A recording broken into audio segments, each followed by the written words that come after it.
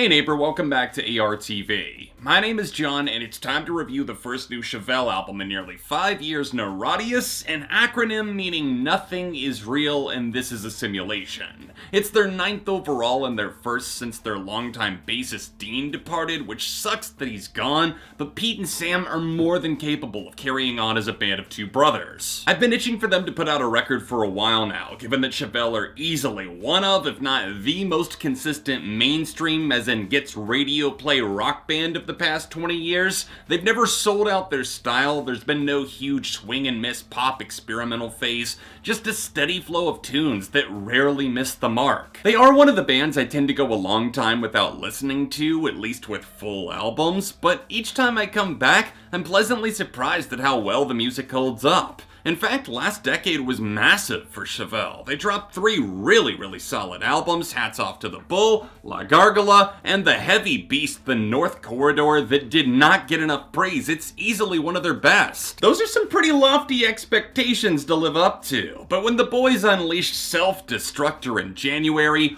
all the anxiety got flushed away. That single is fierce, with a storm of guitars that really innovate with the riffage. It broke the norm, but remained true to the band. So yeah, I was super impressed, to the point where I'd call it one of my favorite songs of the year so far. Frontman Pete Loeffler mentioned in several interviews that he's been obsessed with space and time, with traveling to Mars and listening to others talk about space, Mars, aliens, and the other unknowns of the universe, so that curiosity, or dare I say paranoia, creeps into the lyrics big time. I like it. They're clearly no stranger to sci-fi crimes, but the science fiction this time around hits a little bit closer to home, given the current state of the world and the perpetual chaos that we're experiencing. Niratias isn't quite as heavy as I thought it might be, but that's fine. There's still a thick, tangible wall being built as the album progresses, and Pete sounds damn good for a dude that's been pouring his heart out for all of these years. His voice actually sounds a little bit more melodic compared to the North Corridor, but when the harsher screamed moments come into play, it's always something memorable, like on some of the best cuts like Peach and Destructor. I did find the pacing of this album to be a bit of a strain. The instrumental cut Verruckt, meaning insane in German, opens the album with a sense of showmanship that really worked the more I heard it. Where it does work there, and really throughout most of the first half,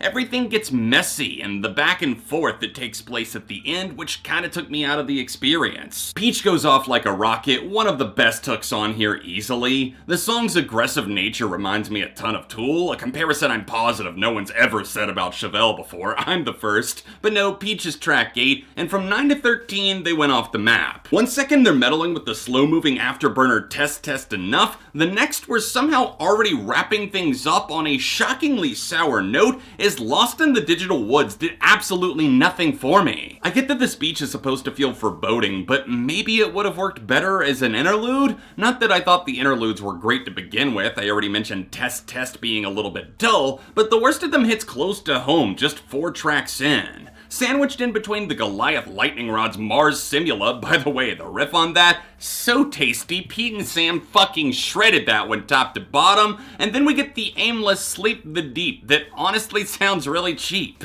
It builds up like we're in a dream, so the connection to the album's theme makes sense, like are we in a simulation or not, but it all just kind of fades out without doing anything, so 9 out of 10 times, I'm just gonna skip right along to Destructor. Remember When embraces the cinematic nature of the album art, which is fantastic by the way, shout out to Boris Vallejo for that creation. Twisted guitars spiral the anguish out of Pete like a hurricane. It reminds me of something you'd see in a movie, where maybe 2 characters are about to be torn away from each other as the world crumbles around them. They nailed it with the drumming and the overall atmosphere on that track too, and Sam brought the tenacity behind the kit, and it really stands tall on the entire album. So Long Mother Earth rocks with a chunky bass groove and some really nice fast-paced riffing that makes this a can't-miss highlight. The vocals are a cut above even for Chevelle. That chorus is so satisfying to loop. The way that everything comes together, they just make this feel like they haven't missed a beat since the 2000s, which obviously they really haven't,